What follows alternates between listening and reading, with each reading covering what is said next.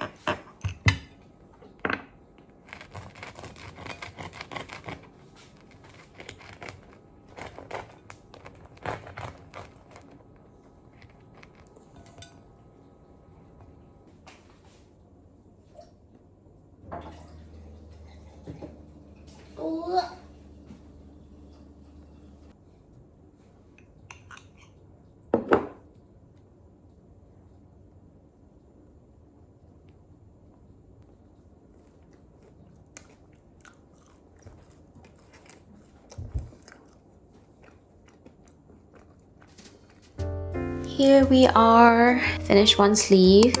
It has this balloony shape, which is super nice. The sleeves look just really short, so I made 9 degrees with 6 rows in between instead of the 8 row in between like in the pattern, because my arm are just short. So I'm not really sure if now I'm gonna make the other sleeves first and then I will do the button bands and the collar, or the other way around.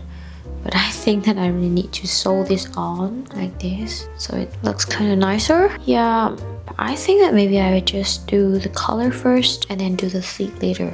But the sleeve goes by super quickly. Like only last night I do the sleeves and by now it's already done. I thought that maybe I need 2 or 3 days or something, but because this one is already quite a lot, like I mean the yoke, so the sleeve is just super short. Yeah, so maybe I should do the color or something.